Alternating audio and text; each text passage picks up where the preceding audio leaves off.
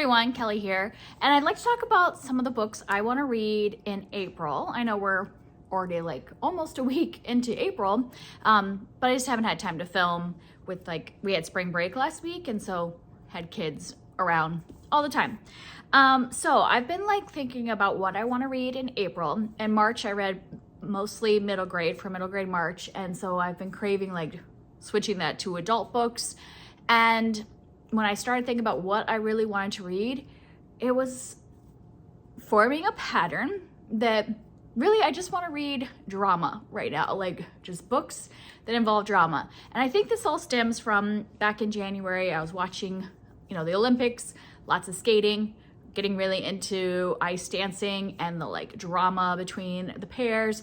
My daughter's also in figure skating, and right now they're practicing for their big show, which is next week, her big ice show. So yeah, we're kind of living, breathing ice skating right now. And what I love about the ice dancing, the pairs and all that, not the pair skating, but the dancing, is the drama and really feeding off the music and the chemistry between the partners and all that stuff. And so the first thing that came to mind that I really want to read is The Favorites by Lainey Fargo, which is about, and I think they're ice dancing couple, not pairs partners. And I've just heard this is just all the drama, really dramatic. And I was man, I just am really in the mood for that. And so then I started pulling some other things off my shelf, and they kind of followed similar thoughts of drama. So this is The Hawthorne Legacy by Jennifer Lynn Barnes. It's the second in the Inheritance Game trilogy, or is it a quartet? I don't know. I have 3 of the books, but I don't know if there's 4 in total. And this is just pure kind of soapy drama. The first one was, I actually have already started this at the beginning of April, and I'm already almost done, 2/3 of the way done. And yeah, this is all just secrets, lies, discovering twists, puzzles, all that. Peak drama, really something that I am in the mood for right now, so I've been reading that. I've picked out a few romantasy because I feel that's part of the appeal of romantasy is the drama. And so this is one I had actually started back in February, and I put it down because of middle grade March, and now I want to pick it back up. It's Bring Me Your Midnight by Rachel Griffin.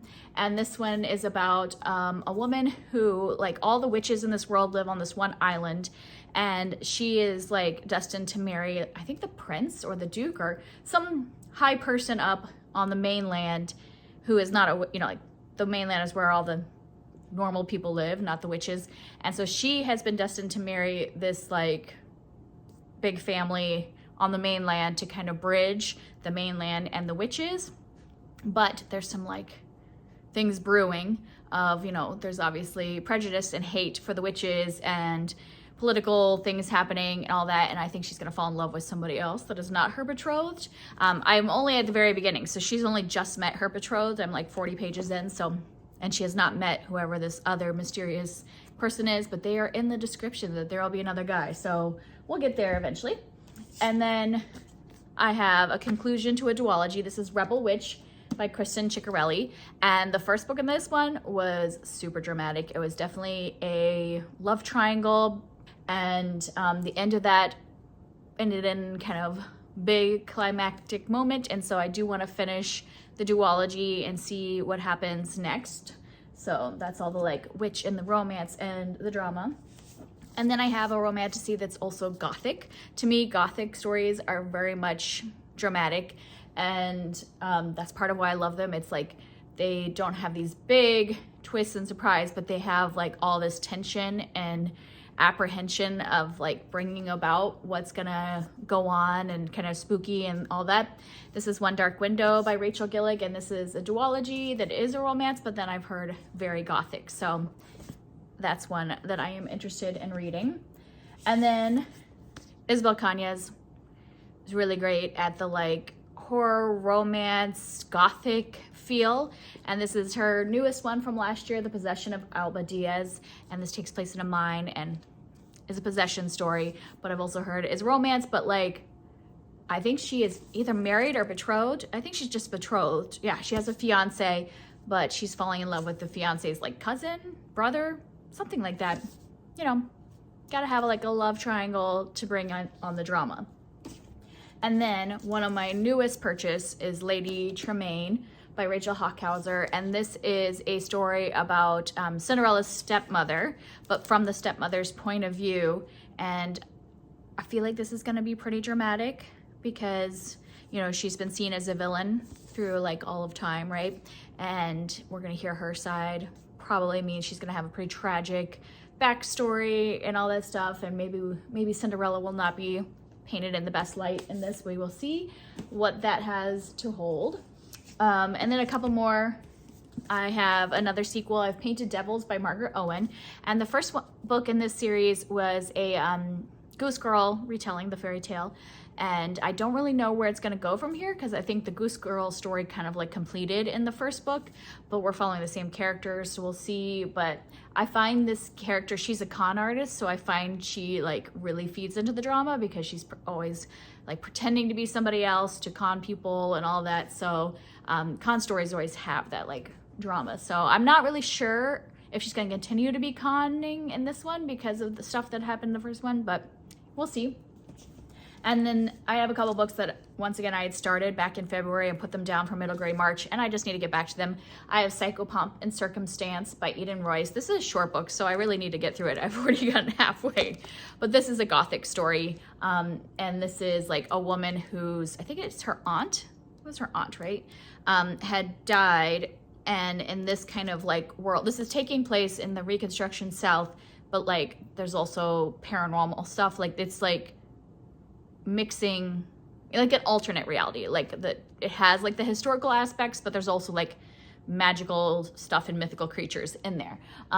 But she, in this like culture, somebody has to kind of there's like a whole ritual around death and funerals and all of that stuff, and so she is conducting that for her aunt, but then has to go live in her aunt's, you know, spooky creepy house by herself to like do all this preparation for the funeral. And yeah, at the point where I stopped reading it, she was at her aunt's house already, and there was some creepy things happening. I might need to go back like a chapter or two just to make sure I remember what's happening, but I think I remember most of the setup.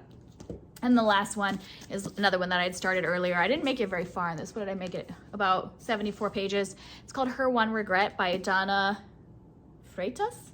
And this is about a woman who is having some postpartum issues, like has a baby and probably has postpartum depression. And then her baby is found in a like grocery store parking lot, and the mother is nowhere to be seen. So did the mother leave the baby, or did the mother get kidnapped? And so we're kind of like following kind of the past of like this mother, but then also her best friend, kind of like relating what had happened in the past and then what's happening right now, and then the woman who is the detective. And then I think there was one more, I have to be reminded, because I think there's a third woman's perspective, and I can't remember who that is. I'll have to go back a couple chapters again to like refresh myself. But yeah, I think that one's gonna have some drama too, probably more sad drama than like romantic drama, obviously, like some of these others.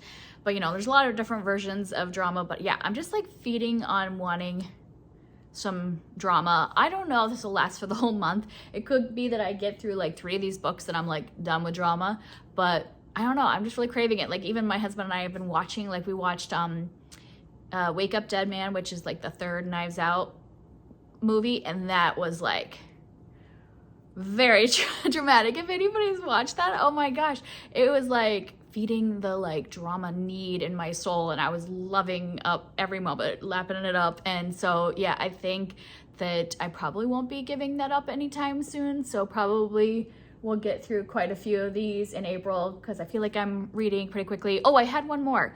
It's sitting over there. I already started it. Let me put it here. This will be a little more depressing, but I feel like also has some drama. I'm currently reading The Pool of the Stars by Emma Donoghue. And I've owned this book for a long time. Like, I mean, it came out in 2020, so how, is that a long time? 6 years does feel like a long time. But I hadn't read it because she wrote this, you know, and published it in 2020, but it's a pandemic book. And so I'm feeling a lot of people did not pick it up right away because, you know, it's a little too fresh. Now I feel like we're far enough away from our own, you know, beginning of the pandemic to like be able to read it. But this is like historical fiction from the 1918 influenza pandemic. So different, but feels very similar. And she is working in a hospital. So she's like directly working with like pregnant mothers who have the flu. So it is pretty depressing, but so I might be reading this one very slowly throughout the month while I read some of these other more fast-paced dramatic books, because I think there's a difference. There's like some dramatic books like the one that this one I am currently listening to on audio, and this is just like going so fast. It's like potato chips, where The Pool of the Stars is more like a need to take it slow, hearty stew that I need to eat like a little bit each day and not like glut out on it. So yeah, definitely different vibes on that. So that's it. Those are the books that I am really interested in this month. Any of these that people loved, any other dramatic books that you would like to recommend, especially Gothic. I really do love Gothic books. And I have a few on my shelves that I maybe could add in later if I still wanted Gothic, but I was trying to limit myself to not go over like around 10 or so books, which this might be actually exactly 10. 1, 2, 3, 4, 5, 6, 7, 8, 9, 10. Oh, 11 with The Pool of the Stars. So I try to keep it around 10 because I thought if I get any more than that, I'm obviously not going to finish those. I don't even know if I'll finish all 11 of these, but some of these will go super fast because of the style that they are. So that's it for me. I'll see you next time. Bye.